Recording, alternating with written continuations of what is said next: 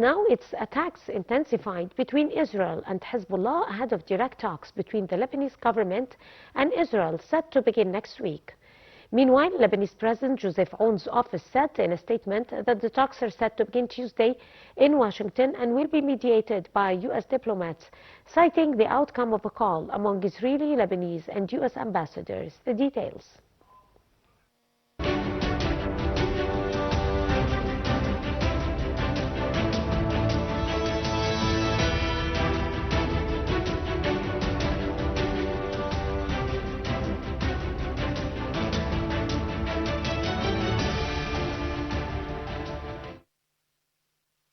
Lebanon State Security Agency said an Israeli strike on the southern city of Nabatiyah killed 13 of its personnel as Lebanon prepared to start ceasefire talks with Israel.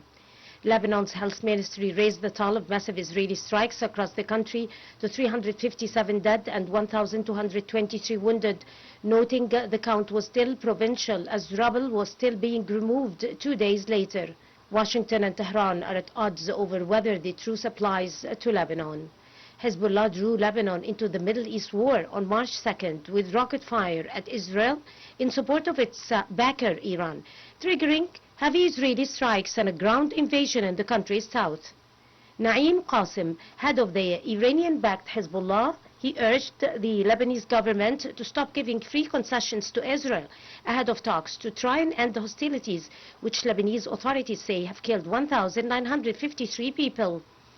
Meanwhile, Lebanese President Joseph Aoun on the international community, he said we need to assume that the international community needs to assume its responsibility in putting an end to the repeated Israeli aggressions. The Iran-backed group claims dozens of attacks on Israeli targets, including cross-border rocket barrage, which it said came in retaliation for the Nabatiyah strikes and a missile attack on a naval base in the southern Israeli city.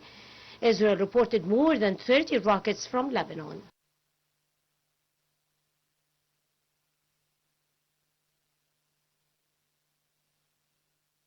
Welcome back. With us for more details over the phone is the writer and journalist Mr. Ramzy Khoury. Good afternoon, Mr. Khoury. Good afternoon, Dina. How are you doing, sir? And again, we're going to embark over the latest in this ugly war that is looming, that has loomed over the whole region. But then assessing the situation inside the southern Bekaa Valley and southern Lebanon between Israel and Hezbollah, haven't Israel continued to breach the truce, the 2-week truce? The negotiations would have continued, but now they're opting for more continuation of the ceasefire agreement or probably end the war. But what happens then? Will Israel abide by another agreement? The Israelis have never abided by any agreement. Right. Breaching agreements is a standard procedure on the side of the Israelis, and they know that they can get away with it. They have full impunity. And this is where the problem is. If we take, for example, the agreement reached between the Iranians and the Americans, and by the way, they've just started negotiations in Pakistan, in Islamabad. They've just started negotiations, the Iranians and the Americans in Islamabad. This is happening right this moment. But if we take that, the agreement was supposed to be a full ceasefire on all fronts. Of course. Not just a ceasefire on Iran, but also on Lebanon and Yemen and Iraq. But the Israelis didn't abide by that. On the contrary, they went out and they carried out a huge massacre. They hit 100 what they call targets in 10 minutes, killing at least 300 civilians and injuring 1,150 people. Since the start of this, the Israelis have killed around 1,800 Lebanese and have injured 5,873. And these are not militants, these are not military personnel, these are Lebanese men, women and children. Yes. And Israel got away with it. Now the Americans told Israel to calm down and to stop doing very big operations like the one that it did, the last one that it did. They did cut down on the rate of their operations, but it is ongoing. Exactly, but can I get in? And obviously Hezbollah went back into engagement again, despite the fact that they stopped in respect of the agreement that was reached between the Iranians and the Americans. But Mr. Khoury, the U.S. administration is not sparing even the least effort to be able to restrain these heinous attacks or those massive gross attacks over the southern Lebanon at all. On the contrary, whenever they hit and they say the truce excludes hitting the southern Lebanon, they agree on it and they confirm it. And the vice president confirmed Benjamin Netanyahu's words that the agreement excluded the war or the striking of southern Lebanon and the war between Israel and Hezbollah. Well, historically speaking, America has never stopped Israel committing anything, including genocide in Gaza. They allowed them to do that. They gave them the arms and the ammunition. And Israel is, to a very big degree, is capable and able to carry out whatever they want to carry out, even if it is atrocities or war crimes. And they have the American backing and support. However, there is something very important to note right now, Dina. Yeah, right. The Americans and the Israelis agree that they want to separate the parts. So, make negotiations with Iran, but excluding Lebanon. They want to separate the Lebanese issue from the Iranian issue. And this is exactly what the Iranians don't want to do. Exactly. That doesn't sound nice. Right. So if you look at what Donald Trump just did, immediately when Iran said we will not negotiate with the Americans for as long as the Israelis are attacking Lebanon, right. Immediately Donald Trump pushed the Lebanese government and Benjamin Netanyahu of Israel to declare that they are starting negotiations, direct negotiations between the Lebanese government and Israel. Now, these negotiations are not going to lead anywhere because there were negotiations before and the Israelis breached them. The negotiations, that agreement has gone down the garbage bin. But why did they do this now? Why did he pressure them to do this now? So that America can tell Iran, you cannot be involved in Lebanon because there are direct negotiations between the legitimate Lebanese government and Israel, and therefore Iran is not sitting on that table. So Iran should not be involved or get engaged on Lebanon. Can I add one more point finally to what you're saying? Also, the negotiations concerning that particular Lebanon part is going to fail eventually because Israel is insisting on dismantling Hezbollah from its arms and weapons. So hopefully. Absolutely. The only way to do that is for Israel to withdraw from the Lebanese occupied territories. Exactly. And get out of there, and then there can be an agreement. And if there is a strategic long-term agreement, Hezbollah said that they are willing to be disarmed and they are willing to become part of the, maybe as a solution, become part of the Lebanese military, official Lebanese military and army. Now, so there is a solution there. There is a light at the end of the tunnel, but Israel is not interested in it. Israel does not want to give up territory that it has occupied. I would kindly ask you, Mr. Khoury, to stay with us online as I'll be with you again after this quick report. Gaza's Civil Defense Rescue Service said on Saturday that Israeli airstrikes in the Palestinian territory had killed 7 people overnight, despite the fragile ceasefire in place since October last year. Gaza's Civil Defense Rescue Service said on Saturday that Israeli airstrikes in the Palestinian territory had killed some 7 people overnight, despite the fragile ceasefire in place since October last year. Mahmoud Basil, spokesman for the group which operates under the authority of Palestinian Resistance Hamas, said an Israeli drone had fired 2 missiles close to a police post in Al-Burish refugee camp.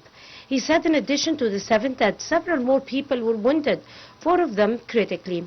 Al-Aqsa Hospital in central Gaza said it had received 6 bodies and 7 wounded, including 4 in critical condition because of direct impacts to the face, torso, and other parts of the body. The nearby Al-Auda Hospital said it had received 1 fatality and 2 wounded. According to Gaza's health ministry, at least 744 Palestinians have been killed since the truce began. This is in addition to 2,036 injuries, in addition to 459 bodies that were recovered. The UN condemned unrelenting new killings of Palestinians in the Gaza Strip 6 months into a fragile ceasefire between Israel and Hamas. UN Human Rights Chief Volker Turk, he said in a statement that Gazans remain unsafe with Israel staging daily attacks. Welcome back. We're still with Mr. Ramzy Khoury, the journalist and the writer and the political analyst. Mr. Khoury, are you still with us? Yes, dear, I'm with you.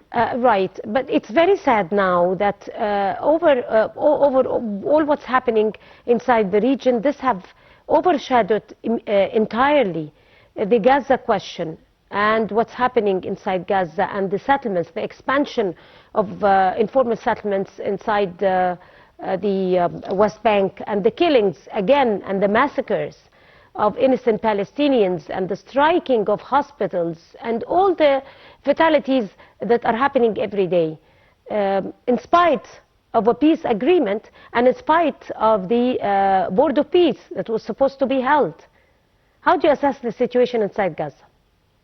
The Israelis are using the fact that the world is only looking at the Iran-Israeli war, the Lebanese-Israeli situation, to rush action on the ground, both in the West Bank and in Gaza.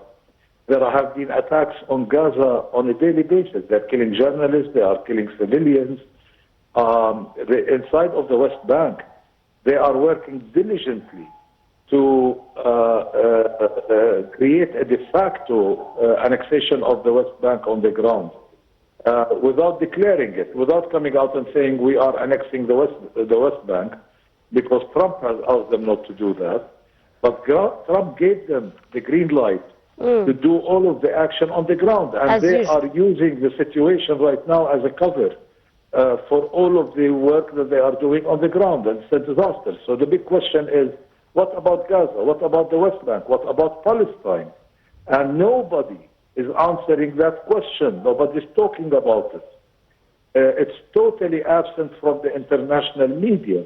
The mainstream media does not mention Palestine in any sort of way or manner. The whole focus right now is on Hormuz, the effect of that on oil, and the Israelis know very well that whatever they do in the West Bank and Gaza right now, the world is not watching.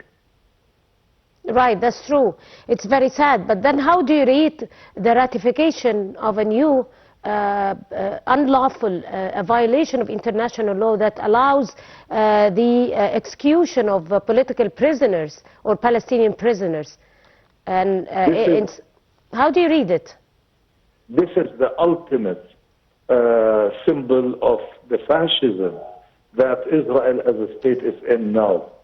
Because Israel differentiates between Jew and non-Jew. Only non-Jews will be executed by this law. Jews are not allowed to be executed. A Jew can carry out a massacre and kill 500 other Jews, not just Palestinians, and still will not be executed.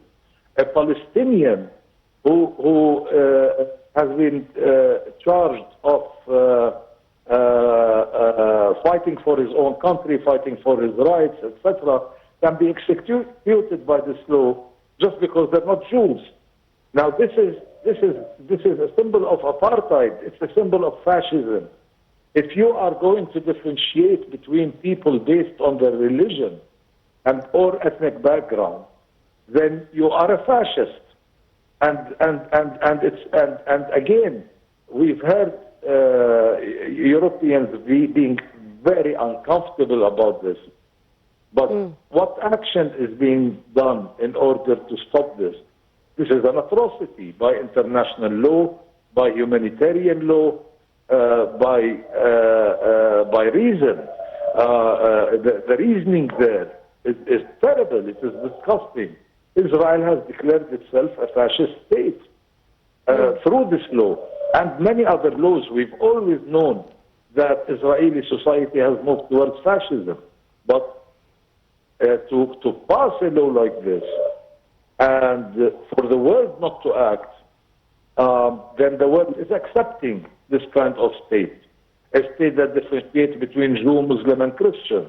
A state that is going to kill its opponents through execution by law. By law, it's not extrajudicial. It is not settlers killing a Palestinian child and getting away with it. The Israeli state is doing it. Legalizing it. Yeah. On that note, I'd like to thank you so much, of course, Mr. Ramzy Khoury, the journalist, the writer, and the political analyst. Thank you so much.